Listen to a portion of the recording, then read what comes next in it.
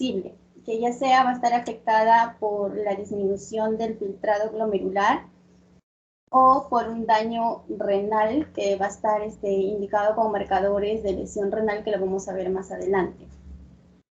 El término crónico hace referencia a que el daño va a estar dado por más de 3 meses. Y acá a la derecha vemos un riñón normal y un riñón con enfermedad renal crónica. ¿Cuáles son los criterios diagnósticos de la enfermedad renal crónica? Entonces es una disminución del filtrado glomerular menor de 60 mililitros por minuto, ¿no? Por 1.73 metros cuadrados, con o sin daño renal. O el otro criterio diagnóstico es el daño renal por más de 3 meses, con o sin afectación de la filtración glomerular. O sea, cualquiera de los dos son los criterios diagnósticos para la enfermedad renal crónica.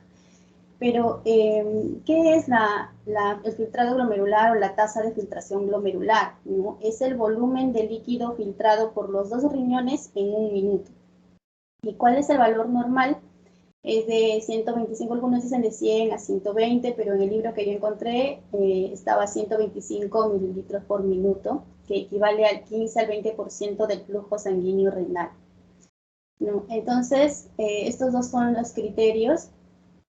Y el daño renal, por ejemplo, se ve con una presencia de una alteración estructural o funcional del riñón, determinada por marcadores ya sea directos, indirectos. Directos, por ejemplo, la biopsia renal, y los marcadores indirectos sería, por ejemplo, la creatinina, ¿no? Creatinina, hematuria, albuminuria, citinidruria, por ejemplo. O también otro criterio diagnóstico sería la ecografía renal. Entonces, para calcular la tasa de filtración glomerular, vamos a utilizar esta fórmula, que es la que utilizamos comúnmente, ¿no? La que más se utiliza, que es con la creatinina. ¿Por qué la creatinina? Porque es una sustancia, ¿no? Ya sabemos que es producida por el metabolismo muscular, y su producción es constante, se va a filtrar libremente, no se absorbe, no se reabsorbe en los túbulos, y además su secreción es despreciable. Entonces, por eso que la creatinina es un buen marcador para la tasa de filtración glomerular. Entonces, ahora, ¿cómo se clasifica la enfermedad renal crónica? De acuerdo, acá en las columnas tenemos al filtrado glomerular y en las filas a la albuminuria. De acuerdo al filtrado glomerular, vamos a ver que se va a clasificar en 5 estadios. El grado 1, el filtrado glomerular va a estar normal o elevado, va a ser mayor o igual a 90. En el grado 2, el filtrado glomerular va a estar ligeramente disminuido, de 60 a 89. Grado 3A, ligera a moderadamente disminuido, de 40 a 59. 3B, también moderado a gravemente disminuido. Grado 4, gravemente disminuido, de 15 a 29. Y grado 5, fallo renal, ya se considera menos de 15, ya va a necesitar diálisis. Entonces, como ya dijimos en la diapositiva anterior, que el filtrado glomerular va a ser menos de 60, cuando ya se caracteriza la enfermedad renal crónica, va a ser acá, ¿no? Desde el 3A hasta abajo, ¿no? Hasta el grado 5. Entonces, el grado 1 y grado 2 generalmente no hay enfermedad renal crónica, no se considera enfermedad renal crónica grado 1 y 2, a no ser que haya otros marcadores, como ya les dije anteriormente, como por ejemplo una biopsia renal, ecografía renal, ¿no? Que indiquen otro. Pero normalmente grado 1 y 2 suelen ser asintomáticos. Y a la derecha tenemos la albuminuria, que se divide así en categorías A1, A2 y A3. Y tenemos en A1 normal o ligeramente elevada, menos de 30 miligramos por gramo, y en A2 tenemos moderadamente elevada, 30 a 300, y gravemente elevada, mayor de 300. Entonces acá lo que tenemos que saber es que mientras menor sea el filtrado glomerular y mayor sea la albuminuria, va a haber un mayor riesgo, ¿no?, de daño renal. Las causas de la enfermedad renal crónica son la hipertensión y la diabetes, son las más comunes. Luego también tenemos la edad avanzada, los antecedentes de enfermedad cardiovascular por otras causas. También tenemos las enfermedades autoinmunes como el lupus eritematoso, artritis reumatoide. Por ejemplo, tenemos también infecciones como el VIH, hepatitis B, C, amiloidosis, mieloma múltiple, poliquistosis, estenosis de la arteria renal también puede ser una causa, tóxicos como tabaco, la heroína y fármacos como los AINES y ciclosporina.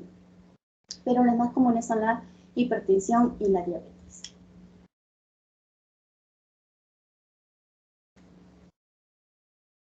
Ahora, ¿cómo se da esta enfermedad renal crónica, ¿no? La fisiopatología. Es que, por ejemplo, vamos a hablar acá de un mecanismo general, porque también en la diabetes y la hipertensión tiene sus mecanismos específicos, pero hablamos de una manera general, es que se va a dar una pérdida de nefronas y esto va a disminuir la función renal, ¿no? Pero va a haber un mecanismo de compensación que más o menos en un 70% de daño renal, puede ser por ejemplo el 70% de daño renal y el paciente estar asintomático, ¿no? Por este mecanismo de compensación. ¿Y cuál es el mecanismo de compensación? Es que acá a la izquierda vemos un glomérulo normal, donde se da la filtración, ¿no? Son los capilares glomerulares. Y acá en la imagen de la parte derecha vemos cómo están dañados algunos glomérulos. Entonces, cuando se dañan algunos glomérulos, algunas nefronas, vamos a ver que toda la carga pasa a las nefronas que quedan funcional, ¿no?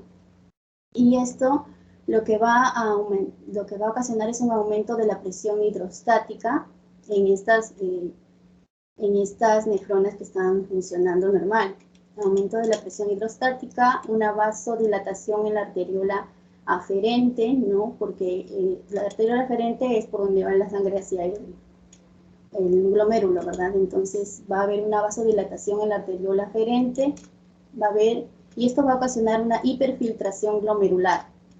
Y esto es una hipertrofia del glomérulo y aumenta la superficie. Entonces, esto es un mecanismo de compensación. Es por eso que los pacientes con enfermedad renal crónica están asintomáticos, ¿no? En las primeras etapas, por este mecanismo de compensación.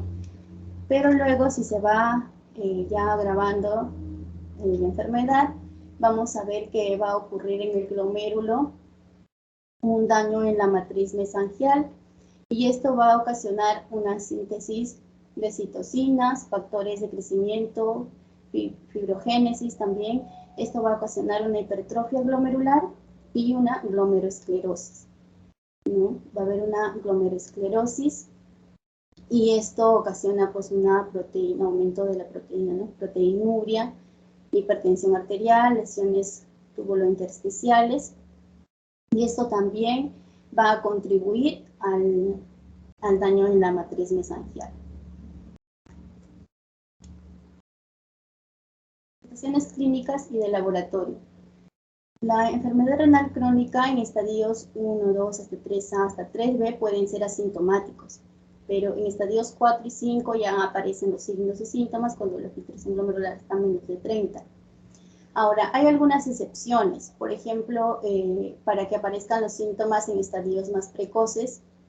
Y tenemos, por ejemplo, la enfermedad tubulointersticial, en el síndrome nefrótico o poliquistosis renal. Ahora, para ver las alteraciones, ¿no?, en las funciones del riñón en la enfermedad renal crónica, hay que saber sus funciones del riñón. Y tenemos acá una función, es la eliminación de productos de desecho como la urea, creatinina, regulación del equilibrio electrolítico, ahí tenemos que regula, ¿no?, el volumen de agua en el organismo, de sodio, potasio, fósforo, calcio, magnesio, por ejemplo. Y la regulación de equilibrio ácido-base, que va a ayudar al equilibrio del pH, por ejemplo, en la sangre, ¿no? Y la función hormonal también va a contribuir a la producción de algunas hormonas, por ejemplo, la producción de eritropoyetina, contribuye al metabolismo de la vitamina D, también, por ejemplo, la renina, ¿no? De renina, angiotensina, aldosterona, la PTH también contribuye. Entonces, las manifestaciones, ya, seguimos con las manifestaciones clínicas. Las alteraciones, por ejemplo, en la eliminación de productos de desecho, cuando el riñón está en insuficiencia renal crónica, lo que va a haber es una disminución de la eliminación de urea y creatinina, ¿no? Se van a acumular en la sangre y a la acumulación de estos productos nitrogenados en sangre se va a llamar azotemia. Y esto va a provocar síntomas generales como náuseas, anorexia, y si es que va signos, por ejemplo, síntomas más graves, tenemos la afectación del sistema nervioso y acá tenemos asterexis. Asterexis, que son temblores o aleteos de la mano cuando el paciente extiende sus muñecas o los dedos. Luego tenemos que esto puede llevar al coma, a la muerte. También la pericarditis puede provocar, ¿no?, el aumento de estos compuestos en sangre, puede provocar pericarditis, taponamiento cardíaco. Esto también puede llevar a coma y muerte. También en las plaquetas puede ocasionar daño y esto va a ocasionar hemorragias. Por eso es que los pacientes con enfermedad renal crónica a veces tienen hemorragias, ¿no? Depósitos también puede ocasionar depósitos de cristales de urea en piel y provocar piel seca o prurito. Alteraciones de la regulación del equilibrio electrolítico. Tenemos que la disminución del filtrado glomerular va a ocasionar un aumento de retención de agua y sodio. Y esto va a provocar una presión arterial elevada, ¿no?, y edemas periféricos. También la disminución del filtrado glomerular va a ocasionar una hiperpotasemia, y esto va a ocasionar debilidad muscular, afectación cardíaca, y en el electrocardiograma vamos a observar lo que se ve acá en la imagen. Ondas T picudas, por ejemplo, aplanamiento de la onda P, no hay, prolongación del PR, por ejemplo, o QRS ancho, ¿no? Eso es lo que vamos a observar en un EKG cuando el paciente tiene una hiperpotasemia. Tenemos otra función, es intervenir en el metabolismo de la vitamina D. Y lo que va a ocasionar acá una disminución, ¿no?, de la función renal, va a ser una disminución del calcitriol o 1,25-dihidroxivitamina D. Y el calcitriol, su función es encargarse de que se produzca la reabsorción o la absorción de calcio en el organismo, ¿no? Entonces, esto va a estar afectado, no va a haber una absorción de calcio en el intestino y lo que va a producir es una hipocalcemia, ¿no?, una disminución de calcio en sangre. ¿Y qué pasa si hay una hipocalcemia? Esto va a provocar un aumento de la paratormona, de la hormona paratiroidea o paratormona. Y cuando aumenta esta hormona, lo que va a hacer es una reabsorción ósea, ¿no? De los huesos va a sacar el calcio, porque como no hay calcio en la sangre, va a sacar el calcio del hueso para aumentar en sangre. Y esto es lo que va a afectar, ¿no?, a las personas con enfermedad renal crónica. Va a descalcificar los huesos y va a provocar una osteodistrofia renal. Y esto, cuando está disminuida la filtración glomerular, también aumenta el fósforo en sangre y también va a contribuir al aumento de la paratormona.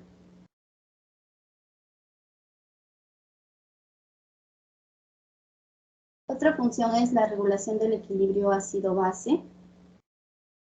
Y normalmente, ¿no?, el riñón, según las necesidades del organismo, va a secretar hidrogeniones y reabsorber bicarbonato. Pero, ¿qué pasa si la función renal está está mal, está alterada, va a haber una disminución de la secreción de hidrogeniones y una disminución de reabsorción de bicarbonato, y esto va a llevar a una acidosis metabólica.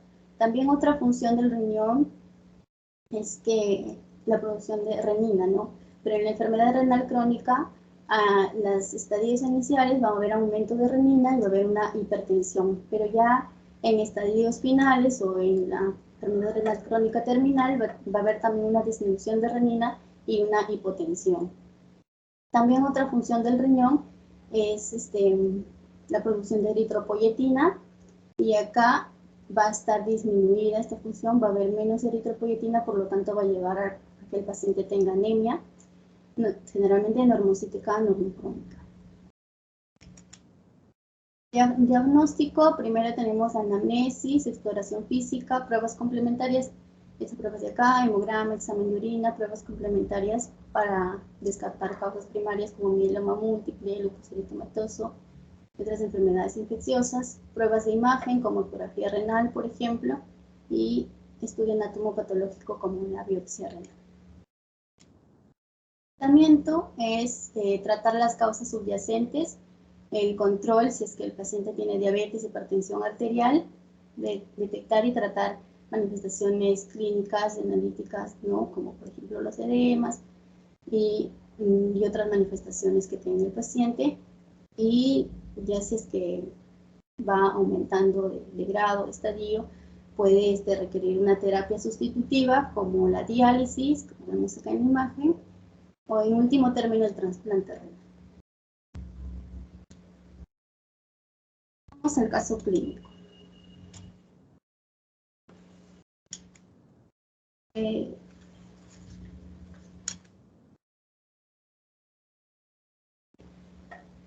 Continúe, doctora, con el caso. Continúe.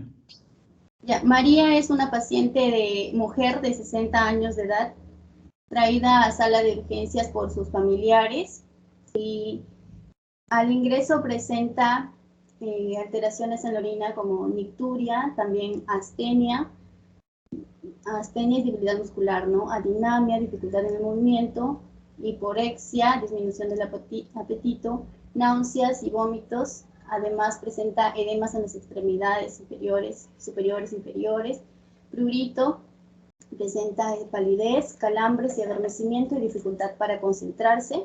Todo esas manifestaciones habían presentado hace 3 meses. También al interrogatorio manifiesta haber tenido hace 10 años diabetes mellitus y además hace 5 años padecer de hipertensión arterial controlada con antihipertensivos.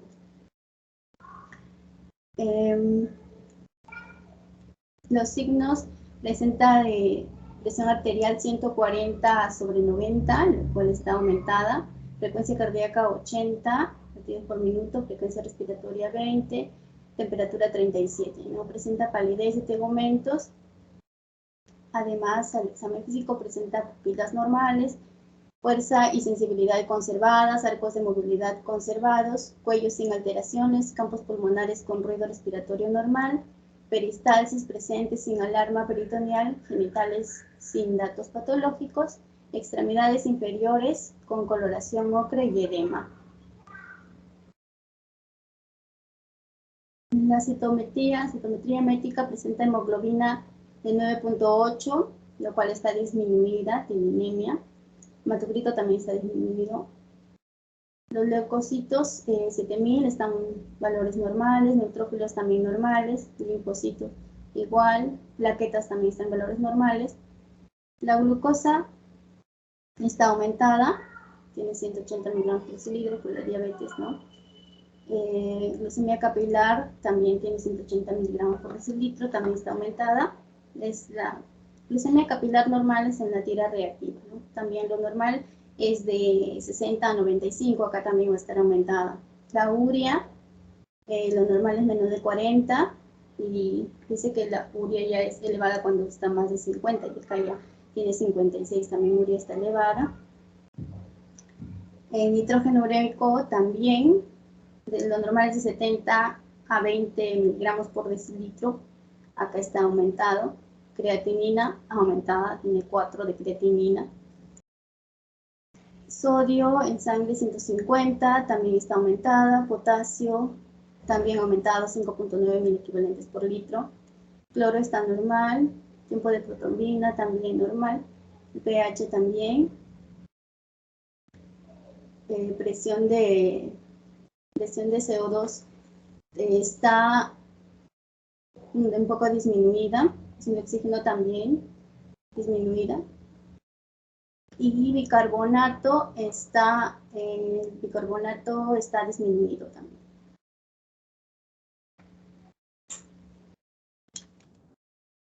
El examen general de orina presentaba proteinuria, presencia de cilindros serios y hemoglobina, una cruz.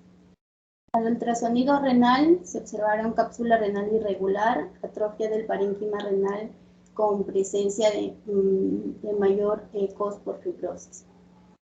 Y eso sería todo.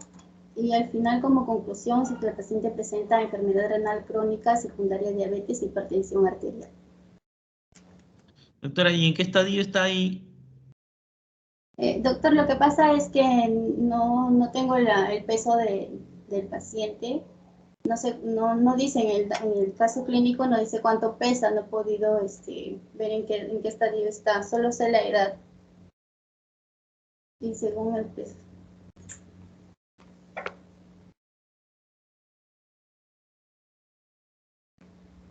De los exámenes de laboratorio, doctora, ¿cuál es el que más le llama la atención? La creatinina Ya. es 4. Está acidótico también, ¿no? Está Sí, el bicarbonato 16. bicarbonato también, como está el bicarbonato disminuido, presenta acidosis metabólica.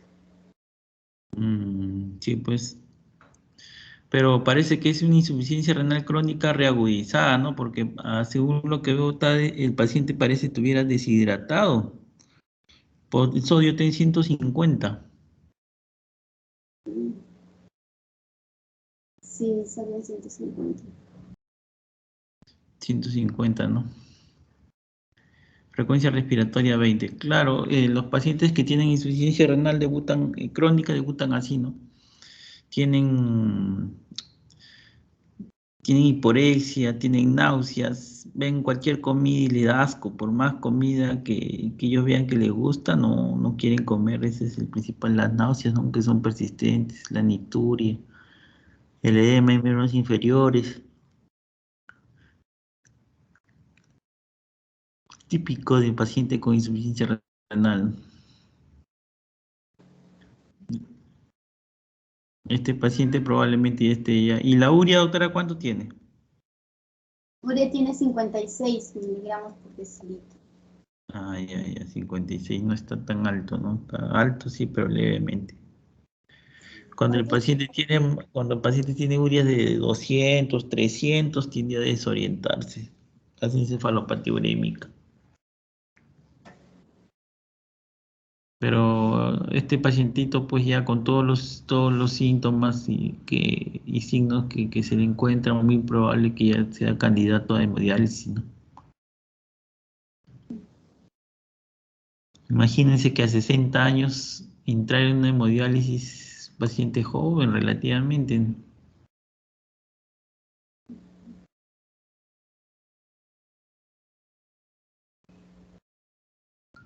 No sé si hay alguna pregunta, algún comentario.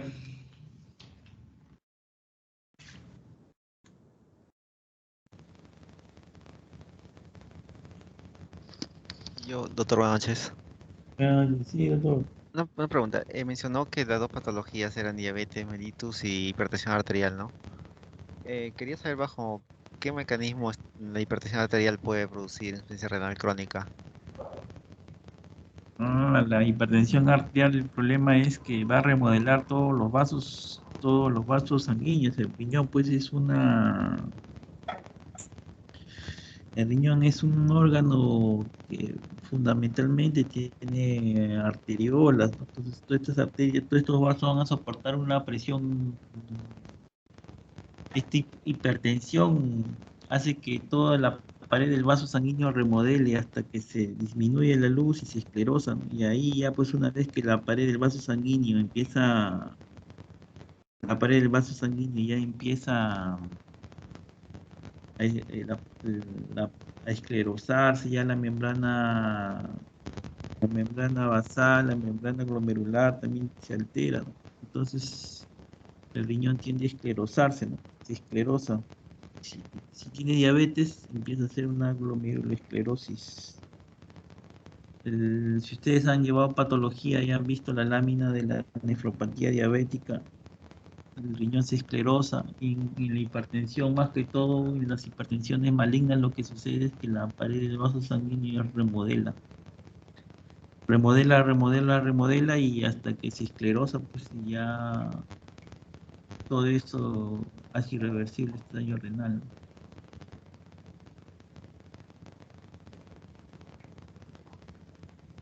Doctor, y cuando el paciente tiene hipertensión no controlada, de manera silente, ya llega a consulta cuando ya está casi entrando en insuficiencia renal crónica, estadio 1, por ejemplo, 2. Claro, claro, por eso es que ahora ya en los hospitales ustedes van a ver que cuando hagan su práctica hay programas de diabetes, hay programas de hipertensión arterial antes del COVID, antes que venga el COVID, por ejemplo acá en el de salud había un programa, un, un mini policlínico que se llamaba CEDI. Era el Centro de Hipertensión Arterial y Diabetes. Entonces ahí en ese programa, sobre todo los pacientes diabéticos, se les controlaba la presión, se les hacía exámenes pues, de función renal, ¿no? Detección temprana para evitar la progresión de estas complicaciones crónicas. Entonces, estos pacientes ya se dice que un paciente que tiene más de 40 años, 50 años, ya debe ir siempre a un chequeo ya médico, al menos para ver la presión arterial, al menos para ver la función renal, ya uno requiere pues una evaluación médica, uno no, ustedes saben que con los años todos los órganos tienden a desgastarse y la hipertensión arterial por lo general es asintomática. La hipertensión arterial no genera síntomas, es asintomática, ya los síntomas empiezan cuando el paciente ya tiene daño en algún órgano ya. Ahí empieza el paciente ya a ver que tiene pues que tiene alguna complicación, ¿no? Por no haberse detectado ni tratado a tiempo.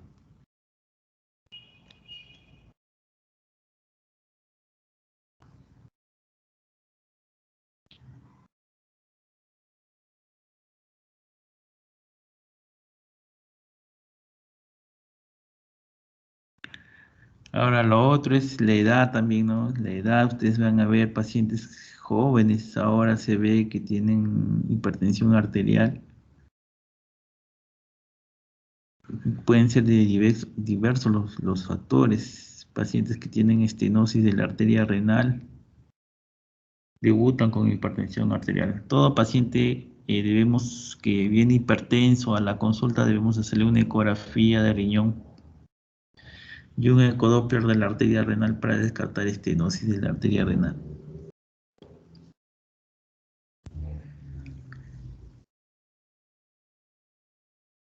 No sé si hay algún comentario. Doctor, buenas noches. Buenas noches, sí. Sí, tenía una consulta. En una de las diapositivas de la compañera vi que pacientes con enfermedad renal crónica eh, presentaban hipertensión y en etapas más avanzadas, más bien eso se podía presentar como hipotensión. No sé si vi La bien urea, o... sí, está bien. La urea alta y la acidosis producen hipotensión. La urea alta y la acidosis metabólica producen hipotensión. Si, por ejemplo, tú tienes un paciente que tiene Tiene, por decir, así como el ejemplo que ha mencionado la doctora, tiene 60 años, ¿no? 4 de creatinina, ha puesto la doctora ahí, el bicarbonato ya está en 16 o 15, he visto ahí. Y es un paciente que está entrando en la acidosis, entonces toda acidosis produce hipotensión. Toda acidosis produce hipotensión. La acidosis Y, metabólica, sí, tiende a hipotenciar. Hasta que no lo dialicen al paciente, no va a normalizar esa presión. Y otra cosa, que cuando el paciente ya está con una falla renal ya avanzada, ahí en estadios que requieren hemodiálisis, ya el organismo no produce eritropoyetina, ¿no? Ya ustedes saben que la eritropoyetina se forma en los túbulos contorneados, ¿no? Entonces ahí se forma la eritropoyetina y la eritropoyetina estimula la médula ósea a producir glóbulos rojos. Entonces utilizamos sustancias artificiales, no fármacos, para suplir este déficit de eritropoyetina. Entonces, hay fármacos que son pues la eritropoyetina recombinante, ¿no? Se utiliza subcutáneo. Esta eritropoyetina produce elevaciones de la presión arterial que ustedes no se imaginan. Paciente con enfermedad renal ya en diálisis, que ya lo han dializado, ya está regularmente, acude a sus sesiones de hemodiálisis y recibe eritropoyetina. La eritropoyetina es un fármaco que eleva bastante eleva la presión la eritropoyetina. Y hay que darle medicamento, pues, ¿no? Pero cuando el paciente está en la fase acidótica, como en este caso de la doctora que ha presentado su caso, la acidosis de por sí produce hipotensión. y supongo que por la falla renal crónica tampoco se produce renina. Claro, sí, pero como le digo, más que todo es por la acidosis. Una vez que le empiezan a dializar al paciente, se quita la acidosis y más bien hace hipertensión arterial alta, hace presiones altas. Y con el uso de eritropoyetina más se sube la presión. ¿Y cómo se Esto puede controlar eso, doctor? solamente con medicamentos, medicación antihipertensiva. No se le puede quitar la eritropoyetina, si no la hemoglobina se le cae, baja Claro. la hemoglobina. Sí. Y bajo consumo de líquido, supongo también. Sí, sí, bajo, sí, mínima cantidad de agua, sí, mínima cantidad de agua. Sí, sí, la sal, todas esas cositas. Y como les digo, un paciente que tiene hipotensión arterial, siempre y tiene todos estos resultados de 4 de creatinina, sí, o 5 de creatinina, y ustedes ven que está el paciente ya con la presión en 8,5, 9,6, entonces su mente tiene que decir, este paciente está con acidosis, entonces hay que tomarle un dosaje de gases arteriales, ¿no? Ya, doctor.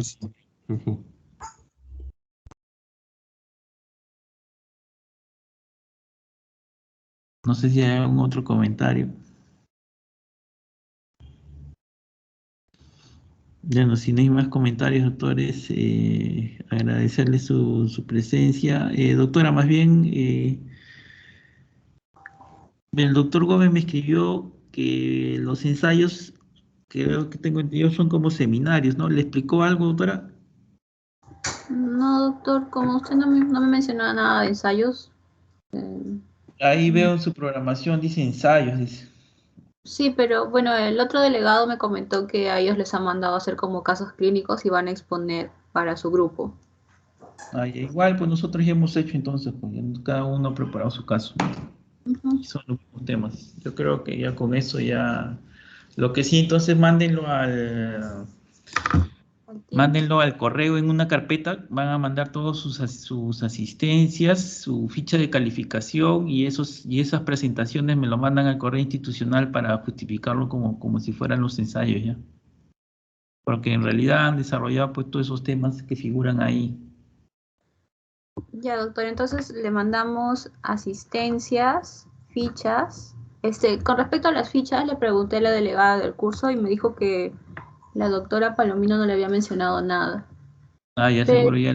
Sí, debe haber fichas en los grupos pasados. No. Sí, le iba a consultar, pero tengo otra compañera acá en el grupo, Melissa, que sí me dijo que tenía esas fichas. Entonces con Sí, ella sí. vamos a solucionar eso. Sí, sí, me envían la ficha con su nombre, todo en una sola carpeta. Y ahí los PPTs, cada uno que le envíe. Sí, no, todo no. Tú también colócalo ahí en una sola carpeta, doctora, todo, De esos todo. PPTs. Sí, de todos. Ya. Doctor, las 2 clases teóricas, ¿cuándo serían? Voy a preparar la clase para mañana a las 8 de la noche. Ya. Doctor, y Y usted acaba, también ya, mencionó ya, que iba a y ver ahí cómo lo acaba, ¿no? hace. Ahí Sí. acaba, ¿no? Sí, en teoría sí. Pero Ya, el sábado 21 va a ser nuestro examen. sí, Y voy a tratar de acabar esto y ya pues mañana o el viernes pues haremos la práctica, ¿no? Después de la teoría. sí, el viernes, ¿no? Puede ser. Sí, Como un sí, repaso. sí. Ya. Ya, entonces, mañana a las 8 la clase, no tienen nada programado a esa hora. Mañana, miércoles. No, doctor. Ya voy a hacer las preguntas, todo también para el examen, pues. Ya, doctor. Ya solamente lo que yo les he dicho en las clases, que más o menos puedo preguntarles de eso, nomás lo voy a formular. Ya pues, doctores, me despido entonces. Gracias, buenas noches. Ya, doctor. Buenas noches. Hasta luego. Hasta luego. Gracias, Luego, doctor. doctor. Hasta luego. Gracias, buenas noches. Buenas noches. Gracias, doctor. Hasta luego. ¿Cuál es la ficha que habla el doctor? ¿Alguien sabe? No, ni Foley sabe. Pero Melissa sí. Es una rúbrica, no sé si habrán visto, que los No. chicos cuando van a clínica siempre llevan, es como si fuera una hojita de asistencia, donde te pone ahí, si asististe y lo firma. Como si, es que los doctores de práctica no se juntan, entonces es muy disperso, entonces cada uno presenta eso, como si fuera un carnet, algo así. ¿Y qué De te cada- respondió Foley, Melissa? Me dijo que la doctora todavía no le contesta, cuando le conteste ya nos va a confirmar, me dijo. Pero ningún grupo le ha pedido, y qué raro. Pero, entonces, ¿te ha dado tu amigo? No, ¿Tienes no, sus... todavía no le he pedido, es que estaba pensando que me lo dé, bueno, no que me lo dé a mí, sino que le dé a Foley, porque como te digo, tiene que modificar Foley para que esté actualizado para este año. Ah, ya, porque a más tardar lo tendríamos que tener cuando el 20 o el Vamos a 20. cerrar cuando haga su Sí, repaso, pues. Ujú. sí. Ya, pues. Ya, entonces me avisas cualquier cosa. Ok, Ya, chao, cuídense. hasta Ya, luego. chao.